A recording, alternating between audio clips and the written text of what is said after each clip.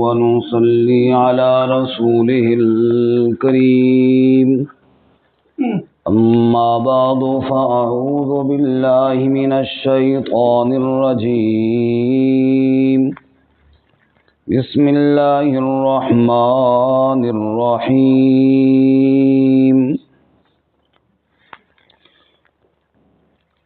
سبح لله ما في السماوات وما في الأرض وهو العزيز الحكيم هو الذي أخرج الذين كفروا من أهل الكتاب من ديارهم لأول الحشر ما ظننتم أن يخرجوا وظنوا أنهم مانعتهم حصونهم من الله فآتاهم الله من حيث لم يحتسبوا وقذف في قلوبهم الرعب يخربون بيوتهم بأيديهم وأيدي المؤمنين فاعتبروا يا أولي الأبصار ولولا أن كتب الله عليهم الجلاء لعذبهم في الدنيا ولهم في الآخرة عذاب النار ذلك بأنهم شاقوا الله ورسوله ومن يشاق الله فإن الله شديد العقاب سبح للہ، تسبیح بیان کرتے ہیں اللہ کے لیے، ما فی السماوات وما فی الارض، جو آسمانوں میں ہیں اور جو زمین میں، وَهُوَ الْعَزِيزُ الْحَكِيمُ، اور وہی غالب حکمت والا ہے، هُوَ الَّذِي أَخْرَجَ الَّذِينَ كَفَرُوا، وہی ذات ہے جس نے نکالا ان لوگوں کو جنہوں نے کفر کیا، من اہل الکتاب، اہل کتاب میں سے، من دیارہم، ان کے گھروں سے، لأول الحشر، پہلے حشر کے وقت، ما ظننتم، نہیں گمان کرتے تم، ان یخرجوا، کہ وہ نکل جائیں گے، وظنوا، اور انہوں نے یہ گمان کر لیا، انہم مانعتہم حصونہم من اللہ، کہ بے شک روکنے والے ہیں ان کے قلعے ان کو اللہ کے عذاب سے، فَأَتَاهُمُ اللَّهُ مِنْ حَيْثُ لَمْ يَحْتَسِبُوا، پس آیا ان کے پاس اللہ تعالی، یعنی اللہ کی پکڑ جہاں سے ان کا گمان بھی نہ تھا، وَقَذَفَ فِي قُلُوبِهِمُ الرُّعْبَ، اور ڈال دیا اللہ نے ان کے دلوں میں رعب کو، يُخْرِبُونَ بُيُوتَهُمْ، برباد کرتے تھے اپنے گھروں کو، بِأَيْدِيهِمْ وَأَيْدِي الْمُؤْمِنِينَ، اپنے ہاتھوں سے اور ایمان والوں کے ہاتھوں سے، فَاعْتَبِرُوا يَا أُولِي الْأَبْصَارِ، بس عبرت حاصل کرو اے بصیرت والو، وَلَوْلَا أَن كَتَبَ اللَّهُ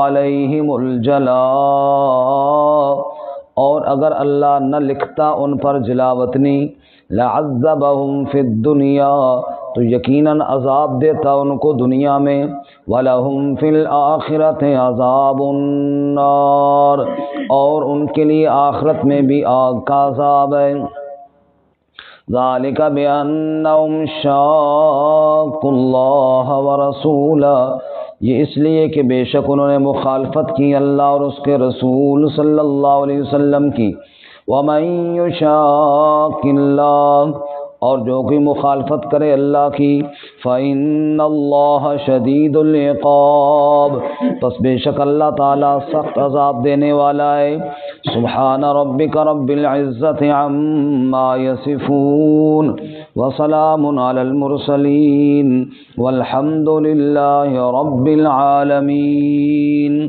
اللہم صل علی محمد وعلی آل محمد كما صليت على إبراهيم وعلى آل إبراهيم إنك حميد مجيد اللهم بارك على محمد وعلى آل محمد كما باركت على إبراهيم وعلى آل إبراهيم إنك حميد مجيد۔ معزز سامعین، سورۃ الحشر کی ابتدائی 4 آیات تلاوت کی ہیں۔ اللہ رب العزت ان کے مطابق صحیح بیان کی توفیق عطا فرمائے اور ہمیں قرآن و سنت پر عمل کرنے کی توفیق عطا فرمائے۔ اس سے قبل سورۃ المجادلہ میں انتہائی غلیظ قسم کے جو منافقین تھے ان کے اوپر زجر، تخفیف اور ڈانٹ تھی اور ان کی حرکات کا بیان تھا۔ اب سورۃ الحشر میں کفار کے لیے عبرت اور پکڑ کی مثالیں بھی ہیں اور منافقین کے لیے زجر بھی ہے، اور ساتھ ساتھ مسئلہ توحید کا بیان بھی ہے، جس کی وجہ سے یہ فرقے بنے اور جس کی وجہ سے جہاد کا حکم نازل ہوا۔ چونکہ جہاد کے وقت ہی منافقین بنے، جب مسلمان مار کھاتے رہے پھر تو 2 ہی گروہ تھے، ایک کافر تھے اور دوسرے مسلمان تھے۔ کافر ظلم کرتے رہے، مسلمان ظلم سہتے رہے، لیکن جب مسلمانوں کو جہاد کی اجازت ہوئی اور بدلہ لینے کی اجازت ہوئی اور مسلمانوں نے تلوار اٹھائی تو پھر تیسرا گروہ بھی وجود میں آیا، منافقین کا۔ منافقین کافروں کو بھی مطمئن رکھتے اور مسلمانوں کو بھی مطمئن رکھتے۔ مقصد یہ تھا کہ تاکہ ہم ادھر سے بھی بچے رہیں اور ادھر سے بھی بچے رہیں۔ اس لیے اللہ تعالیٰ نے ساتھ مسئلہ توحید کو بھی بیان کیا کہ جہاد کا اصل مقصد اعلاء کلمت اللہ، اللہ تعالیٰ کی وحدانیت اور اللہ تعالیٰ کی دین کی سربلندی ہے۔ دوسری بات کہ اگر کہیں فتح مل گئی تو ایمان والوں کو یہ بات بتانے کے لیے کہ فتح بھی کس کی طرف سے ہے؟ اللہ کی طرف سے، یعنی کامیابی اور ناکامی اپنی طرف نہ سمجھی جائے، سب کچھ اللہ ہی کی طرف سے ہے۔ بنو نذیر کا واقعہ بیان کیا، کچھ انشاءاللہ ہم کل بھی پڑھیں گے۔ بنو نذیر یہودیوں کا ایک بڑا قبیلہ تھا مدینہ منورہ میں۔ دوسرا قبیلہ بنو قریظہ ہے، ان کے حالات ہم سورۃ الاحزاب میں پڑھائے ہیں۔ جب رسول اللہ صلی اللہ علیہ وسلم تشریف لائے تو یہود کے اندر چونکہ یہ بڑے ان کا اثر و رسوخ تھا مدینہ میں اور ان کی بات مانی جاتی تھی، یہ صاحب علم لوگ تھے، تورات کے جاننے والے تھے، ان کے مدرسے تھے، اور اوس اور خزرج جو مدینہ کے اصل عرب کے لوگ تھے وہ چونکہ ان پڑھ تھے اس لیے وہ ان کا احترام کرتے تھے، اگرچہ وہ یہودی نہیں تھے لیکن پھر بھی چونکہ یہ یہودیوں کے پاس کتاب تھی اور یہودی پڑھے لکھے سمجھے جاتے تھے۔ تو رسول اللہ صلی اللہ علیہ وسلم جب تشریف لائے تو اصل میں یہودی تو یثرب میں آباد ہی اسی لیے ہوئے تھے کہ یہاں پر آخری نبی آئیں گے اور ہم ان پر ایمان لائیں گے اور ان کے ساتھ تعاون کریں گے۔ قرآن مجید میں پہلے پارے سورۃ البقرہ میں ہے وَقَالُوا مِن قَبْلُ يَسْتَفْتِحُونَ عَلَى الَّذِينَ كَفَرُوا فَلَمَّا جَاءَهُم مَّا عَرَفُوا كَفَرُوا بِهِ فَلَعْنَةُ اللَّهِ عَلَى الْكَافِرِينَ، کہ میرے نبی کے آنے سے پہلے اگر ان کی کوئی جنگ، کوئی لڑائی ہوتی تو کہتے یا اللہ ہمیں فتح دے، ہم تو تیرے آخری نبی پر ایمان لانے والے ہیں۔ فَلَمَّا جَاءَهُم مَّا عَرَفُوا، جب وہ آخری نبی آیا اور انہوں نے پہچان لیا، کفروا بھی، کفر کر دیا اس کے ساتھ، فلعنۃ اللہ علی الکافرین، پس اللہ کی لعنت ہو کافروں پر۔ اس لیے کفر کیا۔ ان کے ذہن میں یہ بات تھی کہ آخری نبی تو شاید ہمارے خاندان میں سے آئے گا، تو ہماری ٹور ٹار تو پہلے سے بنی ہوئی ہے، اور پھر آخری نبی بھی آ جائے گا تو بس پھر ہم ہی ہم ہوں گے۔ اللہ تعالیٰ نے آخری نبی بنی اسرائیل کی بجائے بنو اسماعیل میں بھیج دیا۔ اب یہ تو اللہ کی مرضی، اب ان کو چاہیے تھا کہ اللہ کی مرضی چاہے بنو اسرائیل میں بھیجے چاہے بنو اسماعیل میں بھیجے، اس پہ ایمان لانا ہے۔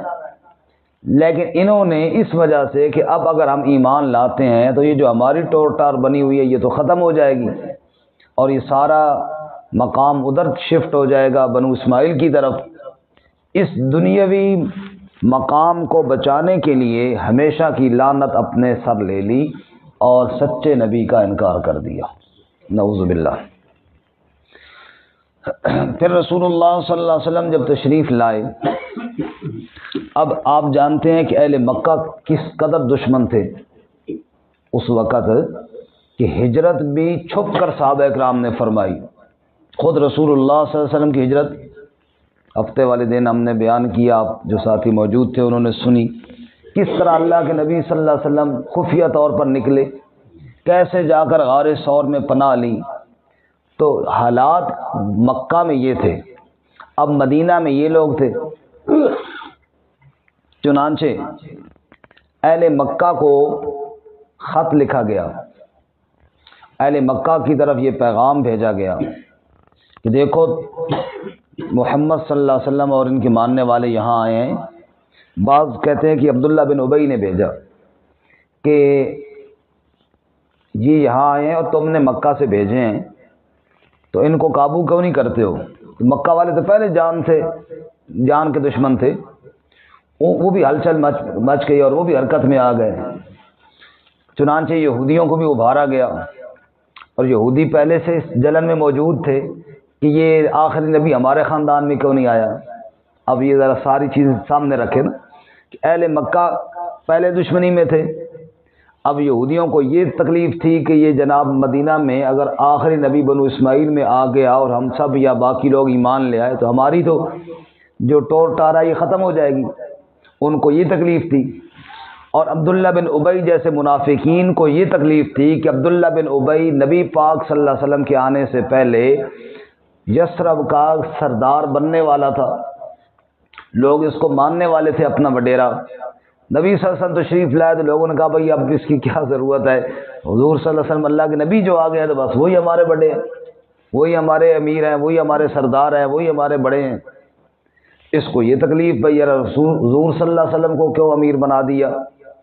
تو ہر ایک کی اپنی اپنی تکلیف، لیکن اس بات میں سارے متفق کہ نبی صلی اللہ علیہ وسلم کی مخالفت، اہل مکہ کو اپنی تکلیف، اور یہ عرب کے یثرب کے جو عرب تھے ان کو اپنی تکلیف، اور یہودیوں کو اپنی تکلیف۔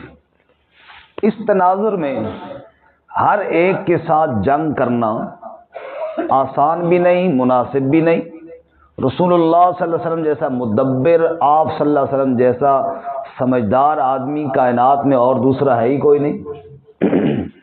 اللہ کے پاک نبی صلی اللہ علیہ وسلم نے یہودیوں کے ساتھ صلح کر لی، معاہدے کر لیے، جس کا ہمارے حکمران بھی اور دوسرے طبقہ بھی آج تک دلیلیں دیتے ہیں۔ او خواہ مخواہ جی یہ مولوی کہتے ہیں کہ یہودیوں سے دور رہو، اللہ کے نبی نے صلح کی ہے، اللہ کے نبی نے معاہدے کیے ہیں۔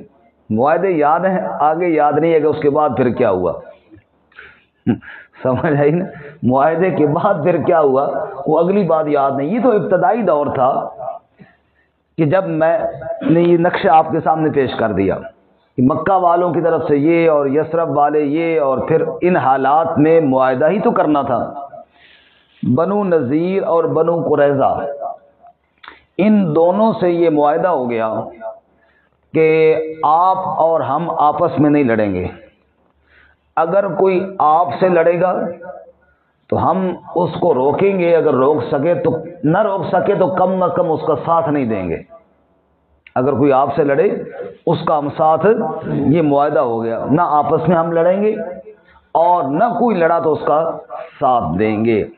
یہ معاہدہ ہوا جس کا آج بھی چرچا کیا جاتا ہے کہ جناب یہود سے معاہدہ ہوا۔ تو اس معاہدے کے لیے تو ہر مسلمان آج بھی تیار ہے، بھائی تم نہ لڑو ہم سے، ہم تم سے نہیں لڑتے، اس میں تو کون سی بات ہے کہ خواہ مخواہ لڑنا ہی لڑنا ہے۔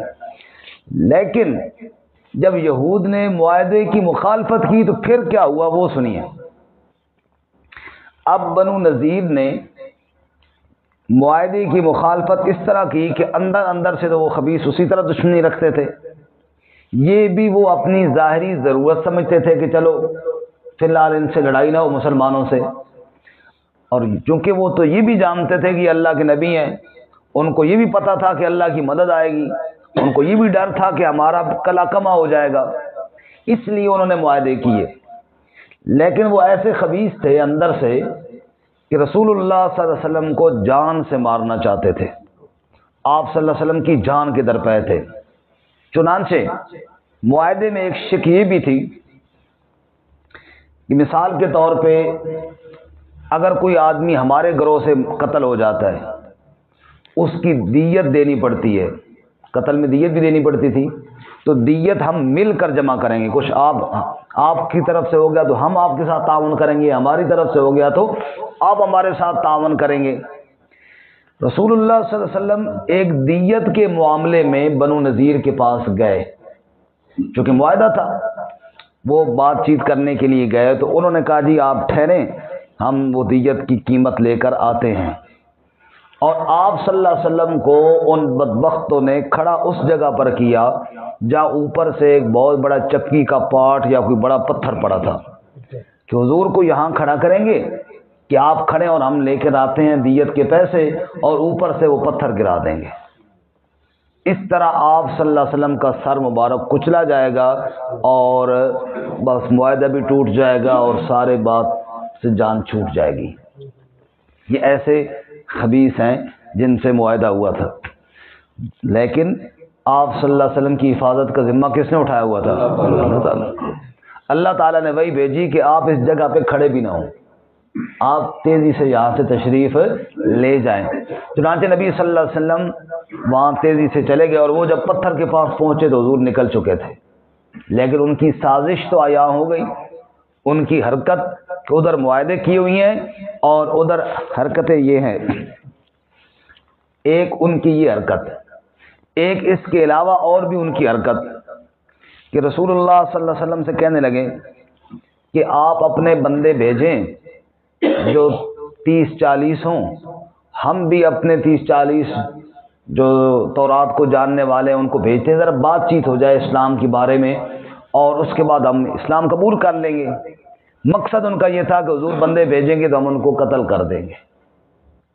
تو یہ ان کی سازشیں تھیں جن کے علم رسول اللہ صلی اللہ علیہ وسلم کو ہوا، جن کا علم رسول اللہ صلی اللہ علیہ وسلم کو ہوا۔ تو یہ بعض دفعہ اب بظاہر تو بڑی اچھی بات تھی ان کا کہ جناب آپ بندے بھیجیں، ہم اسلام کے بارے میں سوچتے تو ہم مان لیں گے جی، کوئی مسئلہ ہی نہیں ہے۔ تو ہمارے آج کے دور میں بھی بعض یہود کے ایجنٹ وہ ایسی حرکتیں کرتے ہیں، در حقیقت ان کا مسلمانوں کے خلاف ایک دل کے اندر بغض چھپا ہوا ہوتا ہے اور مسلمانوں کو سطح ہستی سے مٹانا چاہتے ہیں۔ بہرحال ان سازشوں کی وجہ سے اللہ کے پاک نبی صلی اللہ علیہ وسلم نے ان کے گھروں کا، قلعوں کا محاصرہ کر لیا۔ فرمایا تم اس قابل نہیں کہ تمہارے ساتھ صلح کی جائے۔ حضور نے کیا کر لیا؟ ان کے گھروں کا بولو یہ صلح کے بعد والی بات بھی ذہن میں رہے۔ 6 دن تک محاصرہ رہا اور کوئی ان کا باہر نکلتا تو اس کو قتل کر دیا جاتا، اور ان کے باغات تھے، کھجوروں کے درخت وغیرہ توڑ دیے گئے۔ اب اللہ نے بھی ان کے دلوں میں رعب ڈالا اور وہ یہ سمجھے کہ اب مسلمان ہمیں چھوڑیں گے نہیں بلکہ ہمیں چن چن کر قتل کر دیں گے۔ تو انہوں نے منت کی، فریاد کی کہ ہمارے ساتھ کوئی بات طے کی جائے، کوئی ہمیں مذاکرات کیے جائیں، کوئی مسئلے کا حل نکالا جائے۔ تو حضور اقدس صلی اللہ علیہ وسلم نے فرمایا کہ مسئلے کا حل یہ ہے کہ 3 دنوں کی تمہیں مہلت ہے۔ کتنے دنوں کی جی؟ 3 دنوں میں یہاں سے دفع ہو جاؤ، یہ جگہ چھوڑ دو اور یہاں سے نکل جاؤ کہیں، اور ان 3 دنوں کے اندر اندر جو کچھ سامان لے جا سکتے ہو لے جاؤ، جو کچھ اپنا سامان لے جا سکتے ہو لے جاؤ، جو رہ گیا وہ مسلمانوں کا ہوگا۔ اب اللہ نے ایسا ان کو ذلیل کیا کہ یہ نکلے پھر وہاں سے، اور اس وقت آپ جانتے ہیں گھروں کے اندر وہ کڑیاں ڈالتے تھے، لکڑیاں، بعض لکڑیاں بڑی قیمتی ہوتی تھیں۔ اب 3 دن مہلت تھی اور 3 دن سامان اکٹھا کرتے رہے بھائی لے جائیں۔ اب بعض لوگ کہتے یار یہ کڑی بڑی مزدار ہے، یہ آگے جا کے کام آئے گی، تو پھر چھاتی پاٹ دیتے اپنا کڑی نکالنے کے لیے، کوئی کھڑکی نکالنے کے لیے۔ ان آیات میں اسی نقشے کی طرف اشارہ ہے۔ اللہ کا عذاب کیسے ان بے ایمانوں پر آیا، اللہ کی پکڑ کیسے آئی، اپنے ہاتھوں سے اپنے مکانوں کو گرا رہے تھے، اپنے ہاتھوں سے اپنے مکانوں کو گرا رہے تھے اور ذلیل ہو کر وہاں سے نکل رہے تھے۔ تو یہ عزت اور ذلت کے فیصلے کس کے اختیار میں ہیں؟ اللہ کے اختیار میں ہیں۔ اس لیے شروع بات اللہ نے کی سبح للہ ما فی السماوات و ما فی الارض، آسمانوں میں بھی اللہ کی تسبیح گونجتی ہے اور زمین میں بھی اللہ کی تسبیح گونجتی ہے۔ سب کہو سبحان اللہ، تاکہ یہاں بھی گونج جائے تسبیح اللہ تعالی۔ سبح للہ ما فی السماوات و ما فی الارض، تسبیح بیان کرتے ہیں اللہ کی جو آسمانوں میں ہے اور جو زمین میں۔ وَهُوَ الْعَزِيزُ الْحَكِيمُ، اور وہی غالب ہے، وہی حکمت والا ہے۔ اللہ سے بڑھ کر غلبے والا کوئی نہیں، اللہ سے بڑھ کر حکمت والا بھی۔ هُوَ الَّذِي أَخْرَجَ الَّذِينَ كَفَرُوا، وہی ذات ہے اللہ کی جس نے کافروں کو نکالا۔ اللہ ایمان والوں کو بتا رہے ہیں تم یہ نہ سمجھنا کہ اس فتح میں کوئی تمہارا ذاتی کمال تھا، نہ بھائی نہ، یہ اللہ کی مدد اور نصرت تھی۔ هُوَ الَّذِي، فتح دینے والا کون ہے؟ هُوَ الَّذِي اخرج الذین کفروا، وہی ذات ہے جس نے نکالا کافروں کو، من اہل الکتاب، کافر کون تھے؟ اہل کتاب میں سے تھے، یہ تورات والے تھے، یہودی تھے، ان کو نکالا من دیارہم، ان کے گھروں سے نکالا، لأول الحشر، پہلے حشر کے وقت، پہلی دفعہ۔ اول الحشر کے 2 معنی ہیں جی۔ پہلا معنی تو یہ ہے کہ اول الحشر، پہلی ذلت ان کو یہاں سے ملی کہ ان کو یہاں سے نکالا، جو ابھی میں نے واقعہ آپ کو سنایا۔ دوسرا حشر یا دوسرا عذاب یا دوسری پکڑ ان پر اس وقت آئی کہ یہاں سے نکل کر آگے خیبر میں آباد ہوئی، اور پھر جب خیبر فتح ہوا تو پھر وہاں سے بھی نکالا گیا، وہ ہو گیا دوسرا حشر۔ یہ ہو گئی ان کی پہلی سزا، اور وہ آگے آگئی خیبر کے موقع پہ دوسری سزا۔ یا اول حشر سے مراد دنیا کا عذاب اور دوسری پکڑ سے مراد آخرت کا عذاب۔ تو فرمایا یہ تو دنیا کی پہلی پکڑ تھی، آخرت میں جو پکڑ ملنے والی ہے وہ اس سے کہیں زیادہ ہے۔ ما ظننتم ان یخرجوا، اے مسلمانوں تم نے سوچا بھی نہیں تھا کہ وہ نکلیں گے اپنے قلعے چھوڑ کر۔ اس وقت کے حساب سے ان کے مضبوط قلعے، بڑے بڑے گھر تھے۔ ما ظننتم، تم نے گمان بھی نہیں کیا تھا، تم نے سوچا بھی نہیں تھا، ان یخرجوا، کہ وہ نکل جائیں گے، وظنوا، اور انہوں نے بھی یہ سمجھا ہوا تھا، انہم مانعتہم حصونہم من اللہ، کہ بے شک روکنے والے ہیں ان کے قلعے اللہ کے عذاب سے۔ وہ بھی یہ سمجھتے تھے ہمارے بڑے مضبوط قلعے ہیں، یہاں ہمیں کوئی ہلا نہیں سکتا۔ اے مسلمانوں تم بھی یہ سمجھ رہے تھے کہ یہ کبھی یہاں سے نکل کر نہیں جائیں گے، لیکن فَأَتَاهُمُ اللَّهُ مِنْ حَيْثُ لَمْ يَحْتَسِبُوا، پس ان کے پاس اللہ آ گیا، یعنی اللہ کا عذاب آ گیا، اللہ کی پکڑ آ گئی، من حیث لم يحتسبوا، وہاں سے آ گئی جہاں سے ان کا گمان بھی نہیں تھا، ان کے سوچ میں بھی نہیں تھا کہ اس طرح ہمارے گھروں کا محاصرہ ہو جائے گا اور خود ہمیں گھر چھوڑ کر نکل جانا پڑیں گے۔ وہ بے ایمان تو اللہ کے نبی صلی اللہ علیہ وسلم کو شہید کرنا چاہتے تھے، اور اللہ تعالیٰ نے ان کو ذلیل کر کے نکال دیا۔ ان کا گمان بھی نہیں تھا، خیال بھی نہیں تھا کہ وہ نکلیں گے۔ وَقَذَفَ فِي قُلُوبِهِمُ الرُّعْبَ، اللہ نے ان کے دلوں میں رعب ڈال دیا، کیونکہ دلوں پر قبضہ کس کا ہے؟ اللہ تعالیٰ کے نبی صلی اللہ علیہ وسلم نے فرمایا ساری کائنات کے لوگوں کے دل اللہ کی دو قدرت کی انگلیوں کے درمیان ہے. میری طرف دیکھیں جی، فرمایا یقلبها کیف یشاء، جدھر چاہے اللہ ادھر ہی پھیر دیتا ہے، چاہے تو دل میں دلیری ڈال دے، چاہے تو دل میں خوف ڈال دے. اللہ نے ان کے دلوں میں رعب اور خوف ڈال دیا. دلوں پہ قبضہ بھی کس کا ہے؟ چنگا بھلا بندہ وہ دل چھوڑ جاتا ہے، میدان میں کھڑا نہیں ہو سکتا. اللہ نے ان کے دلوں میں رعب ڈال دیا. پھر کیا ہوا؟ یخربون بیوتہم بایدیہم وایدی المؤمنین، وہ برباد کر رہے تھے، توڑ رہے تھے اپنے گھروں کو اپنے ہاتھوں کے ساتھ اور ایمان والے کے ہاتھوں کے ساتھ. ادھر ایمان والوں نے بھی محاصرہ کیا ہوا ہے، ادھر وہ بھی اپنے چھتوں کی کڑیاں نکال نکال کر لے جا رہے ہیں، خود ہی توڑ رہے ہیں، اپنے مکانوں کو اپنے ہاتھوں سے ویران کر رہے ہیں. فَاعْتَبِرُوا يَا